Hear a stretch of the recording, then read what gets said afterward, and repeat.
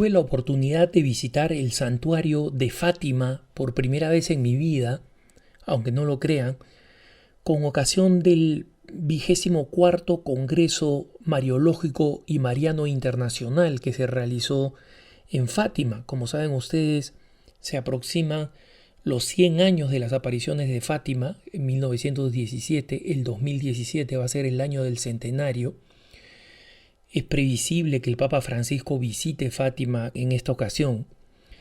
Y obviamente existe una gran inquietud y un gran celo por tratar de crecer en la importancia del mensaje verdadero de Fátima, ¿no? Que como sabemos no es tanto en torno al tema del tercer secreto que obsesiona a tantos, sino el gran mensaje de esperanza y de reconciliación que nace de Fátima con el pedido de la Virgen Nuestra Señora del Rosario a consagrar el mundo y consagrarnos nosotros mismos personalmente al Inmaculado Corazón de María, que es el que va a triunfar al final, y el hacer penitencia y oración por los pecadores en el mundo, porque el orden del mundo puede ser restaurado con el poder de la penitencia y de la oración. El orden del mundo puede ser restaurado. Y el orden político, social, económico puede ser restaurado y transformado con las mismas promesas que la Virgen realizó. En consecuencia, el mensaje de Fátima no es, como pretenden algunos, un mensaje de terror o apocalíptico, sino que es un mensaje de esperanza. Pero quería compartirle con ustedes la experiencia de estar en este santuario para que por lo menos podamos hacer una especie de peregrinación virtual a este santuario a través de este punto de vista y alentar a los que puedan visitar el santuario personalmente. El santuario está en un pueblo pequeño, el pueblo de Fátima. Es un pueblo pequeño, es un pueblo muy tranquilo, hay mucha serenidad, y eso que yo he estado en una época en que las visitas todavía son numerosas, ¿no? En el finales del verano todavía hay muchos peregrinos de distintos países europeos visitando, muchos españoles, muchos italianos, muchos franceses visitando Fátima. Además, obviamente, de los peregrinos portugueses, de los peregrinos nacionales. Y yo me alojé en un hotel que estaba al lado este de Fátima, de tal manera que yo entraba justo en medio de una gran explanada de pavimento que tiene en el lado norte la antigua basílica, donde se encuentran las tumbas de Francisco, Jacinta y Lucía, los tres videntes, dos de ellos, Francisco y Jacinta, proclamados beatos, y Sor Lucía, la que murió mucho mayor y recientemente sierva de Dios en proceso de beatificación.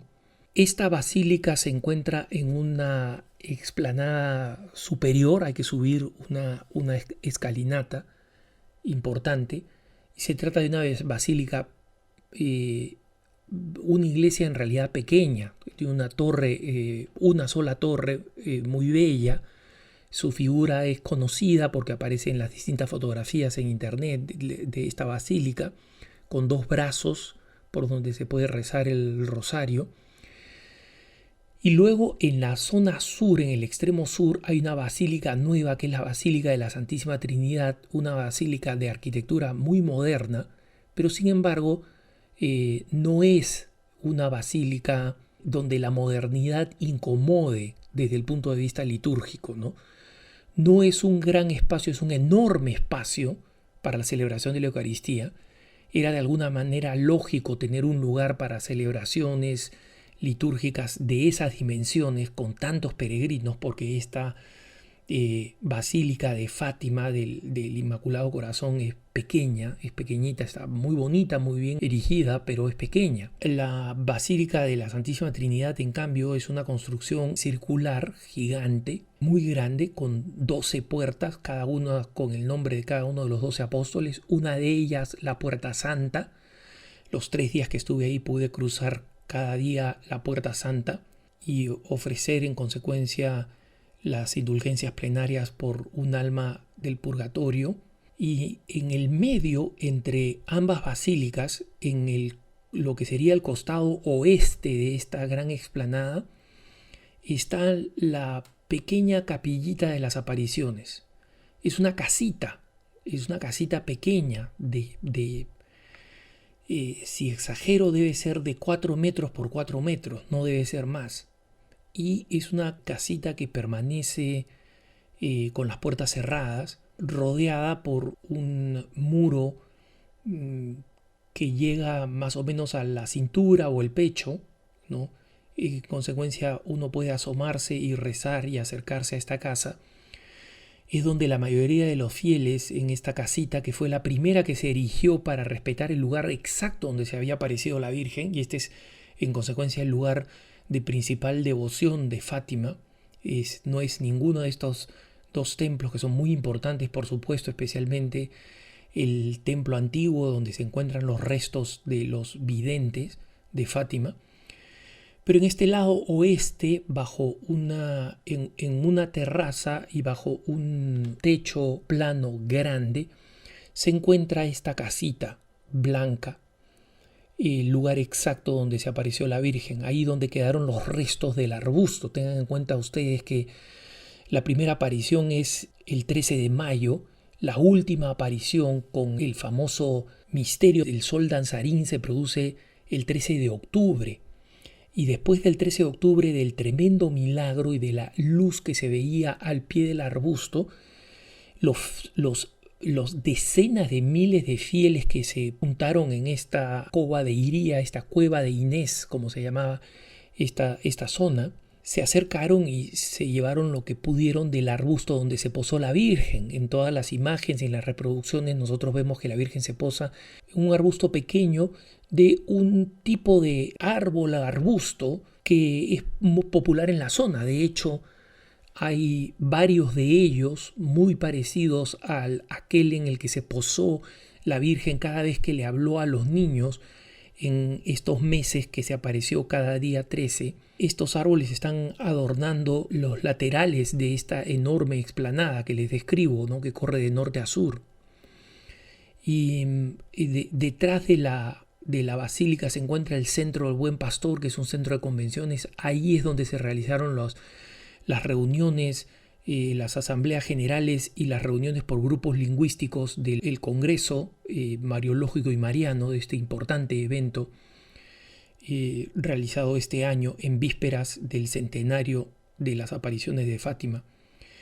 Y en ese santuario, a diferencia de Lourdes, donde he tenido la oportunidad de estar, no hay tantas personas discapacitadas físicamente. Pero en cambio existe un número muy grande de penitentes, ¿no? Lourdes es un lugar mucho más relacionado con la curación física, ciertamente también emocional, pero para la curación física. Y en Fátima, en cambio, vemos una gran cantidad de penitentes, desde la Basílica Nueva de la Santísima Trinidad, en una bajada relativamente pronunciada, hasta el centro, digamos, de esta explanada donde se encuentra esta pequeña capillita de las apariciones. Hay una banda de mármol que muchísimos fieles, habiendo hecho una promesa, recorren de rodillas. Es una distancia muy larga, deben ser más de 200 metros, y luego estos fieles dan toda una vuelta de rodillas alrededor de la pequeña capillita de las apariciones, ¿no? Y es sorprendente este acto de ofrecimiento y de penitencia, porque le da a Fátima este toque tan especial de lo que nos pide la Virgen Santísima en Fátima: hacer penitencia, hacer oración y pedir perdón por los pecadores. Y todas estas personas han hecho ofrendas.